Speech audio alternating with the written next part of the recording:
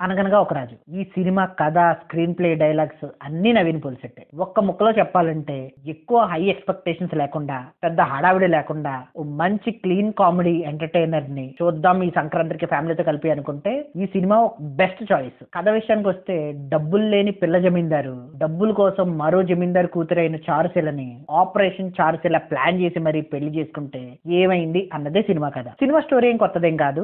Main కామెడీతోనే throughout సినిమా run చేసే ప్రయత్నం చేశారు. సినిమా మొదలవడం నుండి ఎక్కడ డౌన్ అవ్వకుండా ఫస్ట్ హాఫ్ అంతా కూడా కామెడీ వర్కౌట్ అయిపోయింది. అది కూడా సిచ్యువేషనల్ కామెడీ, ఎక్కడా కూడా double meaning dialogues, line cross అయిన డైలాగ్స్ గానీ లేవు. సో ఫ్యామిలీతో కలిపి చక్కగా చూడొచ్చు. చాలా మంది కమెడియన్స్ ఉన్నారు, వాళ్ళందరూ కామెడీ వర్కౌట్ అయింది. కానీ నవీన్ పోలిశెట్టి మాత్రం one man show. Through out first half ఎక్కడా డౌన్ అవ్వకుండా నవ్విస్తూనే వచ్చాడు. ఫస్ట్ హాఫ్ కంప్లీట్ అయ్యేటప్పటికి ఒక మంచి సినిమా చూసాం అన్న ఫీలింగ్ అయితే వచ్చింది నాకు. మెయిన్ ప్రాబ్లం వల్ల second half president elections, village politics వీటి మీద నడిచింది.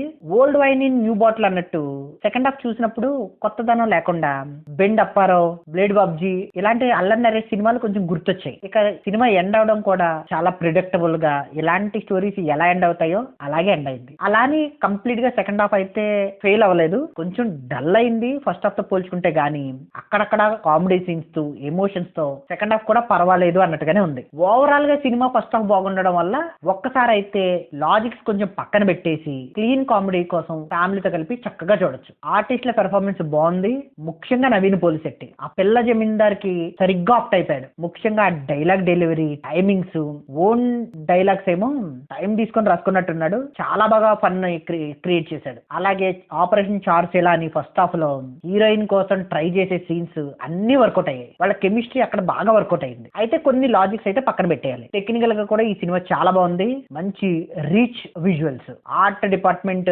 ముఖ్యంగా సాంగ్స్ గానీ, ఆ విలేజ్ సెటప్ గానీ అంతా బాగుంది. ముఖ్యంగా ఒక సీన్ లో హీరోయిన్ కి సర్ప్రైజ్ ఇవ్వడం కోసం ఊర్లో గోవా సెటప్ వేసాడు. సింప్లీ సూపర్ అనిపించింది నాకైతే. ఇంకా సాంగ్స్ బాగున్నాయి, బ్యాక్గ్రౌండ్ మ్యూజిక్ బాగుంది, డైలాగ్స్ బాగున్నాయి. ఇంకా నెగిటివ్స్ విషయానికి వస్తే ముందు చెప్పినట్టు సెకండ్ హాఫ్ కొంచెం ప్రిడిక్టబుల్ గా ఆల్రెడీ చూసేసిన సినిమాలాగా అనిపించింది. అది తప్పిస్తే పెద్దగా నెగిటివ్స్ అయితే ఏమి లేవు. ఓవరాల్ గా ఈ సినిమాకి నేను ఇచ్చే rating 3/5. It's purely my opinion. Thank you.